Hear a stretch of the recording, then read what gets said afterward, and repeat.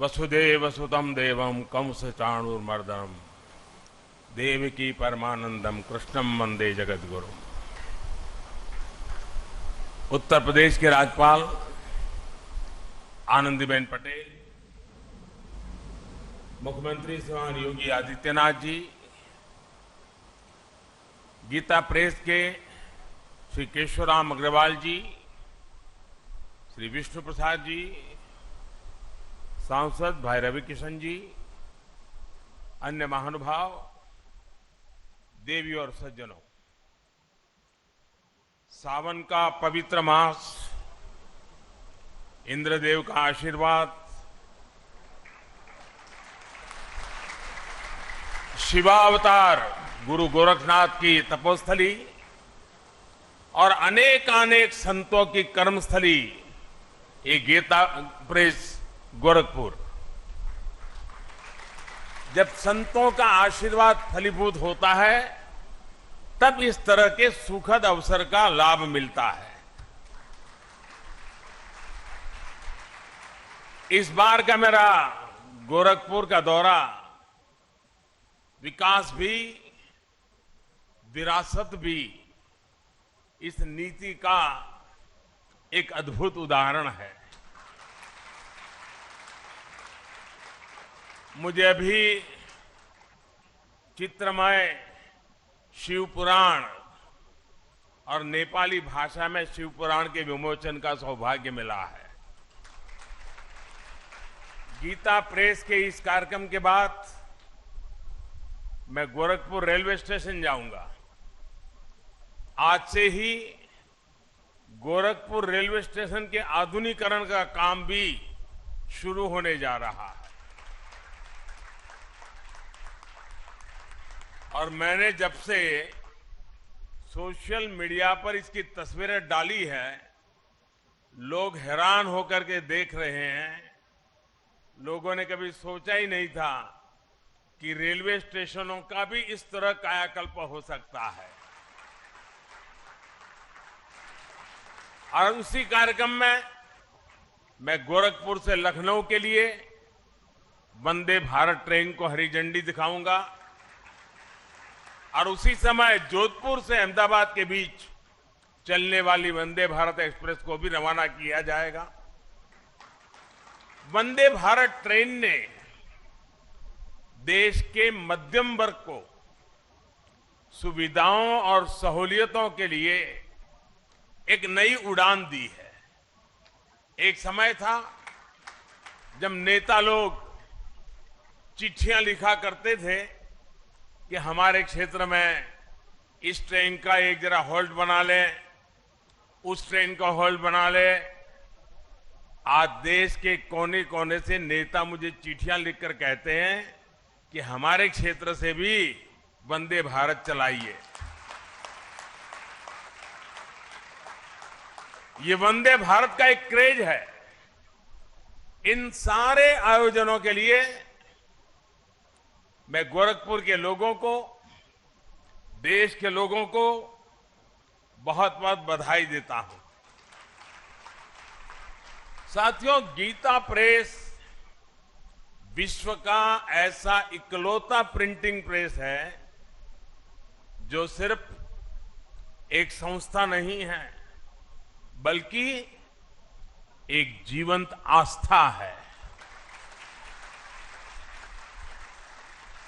Gita press का कार्यालय करोड़ों करोड़ लोगों के लिए किसी भी मंदिर से जरा भी कम नहीं है। इसके नाम में भी गीता है और इसके काम में भी गीता है।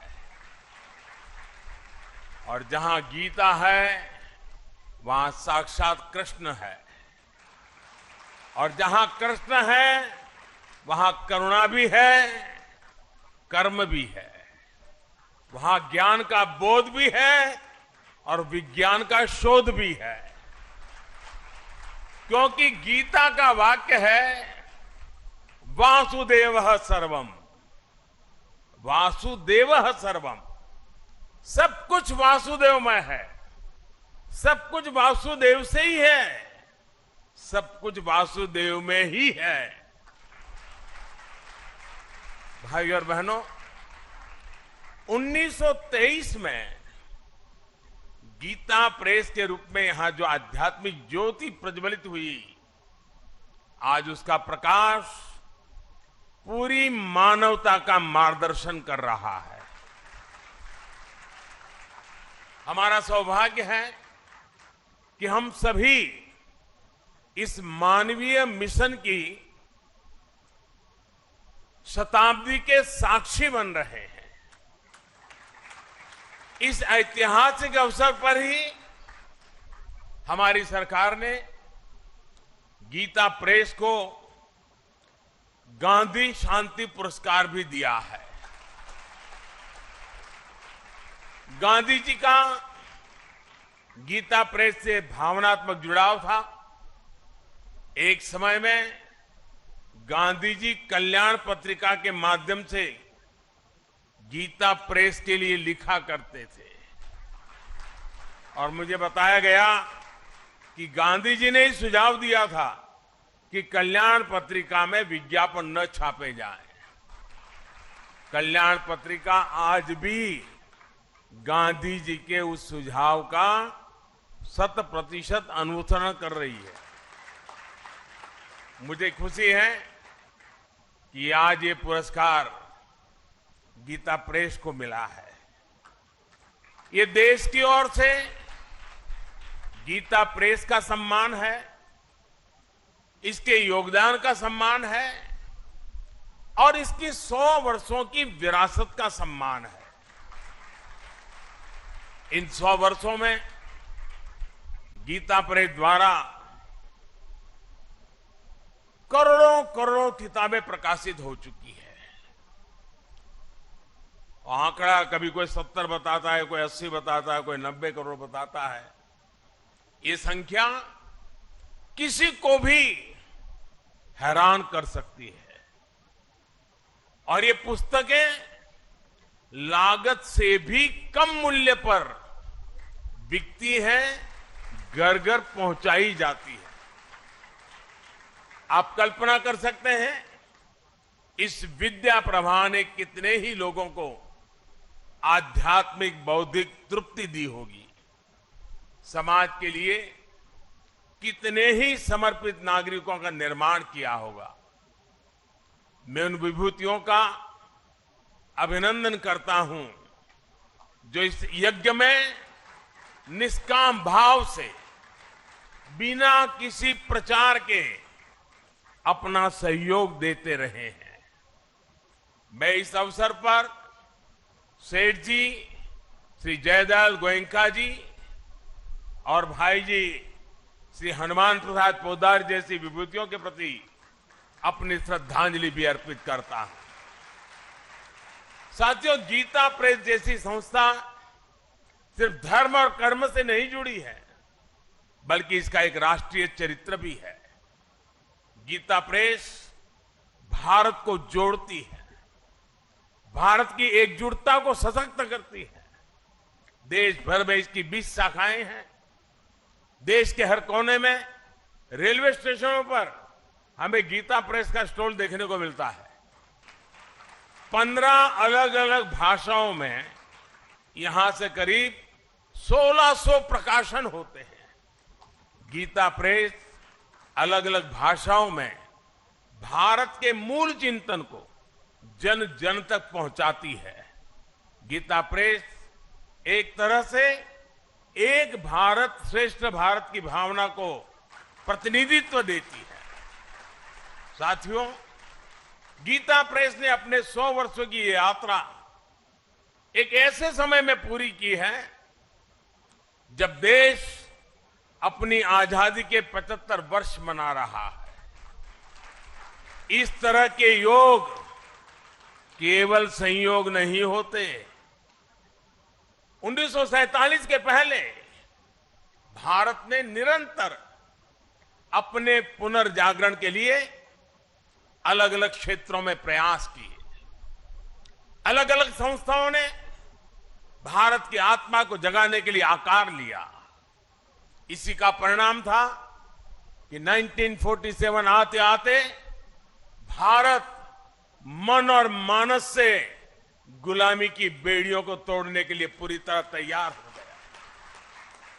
गीता प्रेस की स्थापना भी इसका एक बहुत बड़ा आधार बनी। 100 साल पहले का ऐसा समय जब सदियों की गुलामी ने भारत की चेतना को धूमिल कर दिया था। आप भी जानते हैं कि इससे भी सैकड़ों साल पहले विदेशी आक्रांताओं ने हमारे पुस्तकालयों को जलाया था। अंग्रेजों के दौर में गुरुकुल और गुरु परंपरा लगभग नष्ट कर दिए गए थे। ऐसे में स्वाभाविक था कि ज्ञान और विरासत लुप्त होने की कगार पर थे। हमारे पूज्य ग्रंथ गायब होने लगे थे। जो प्रिंटिंग प्रेस भारत में थे वो महंगी कीमत के कारण सामान्य मानवी की पहुंच से दूर थे।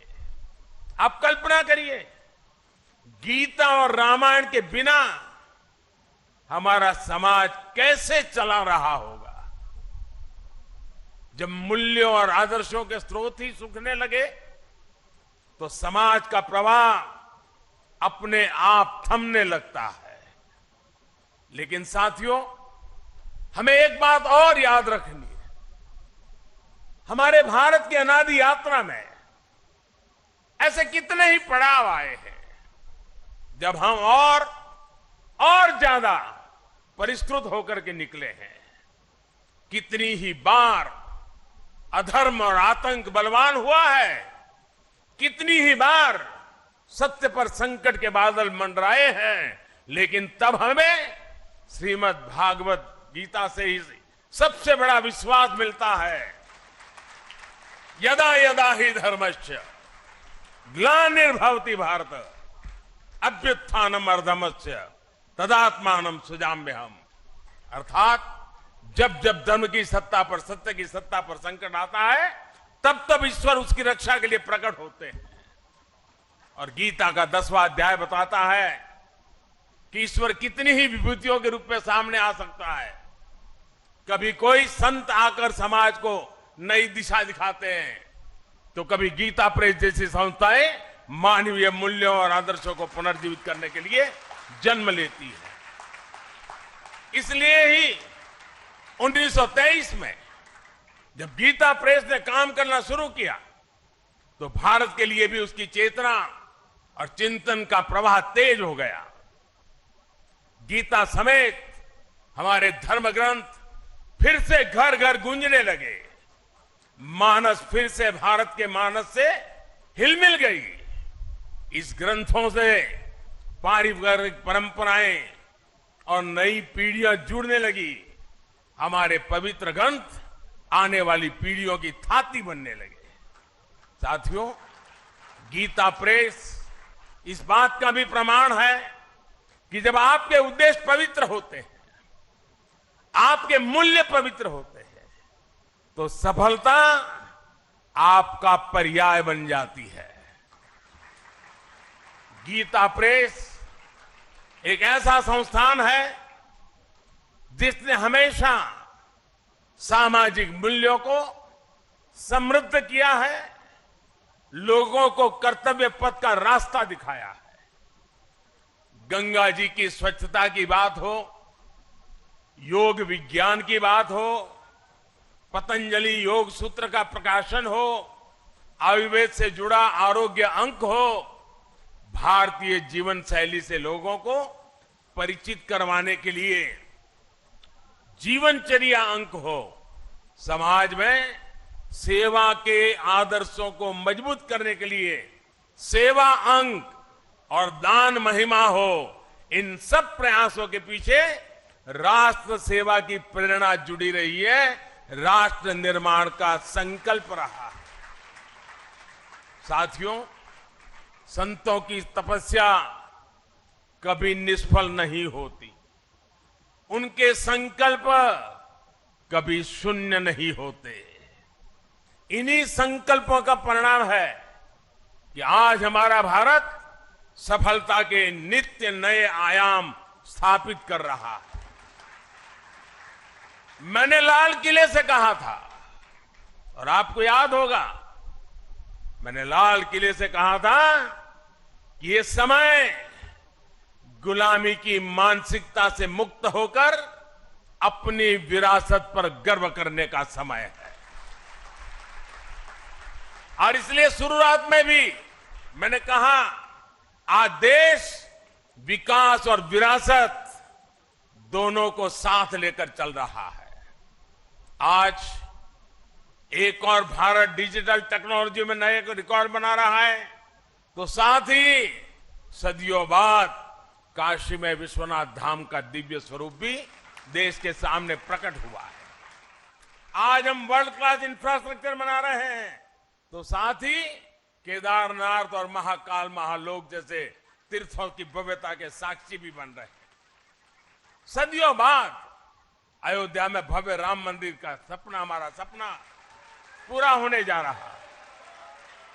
हम आजादी के 75 साल बाद भी अपनी नौसेना के झंडे पर गुलामी के प्रतीक चिन्ह को ढो रहे थे।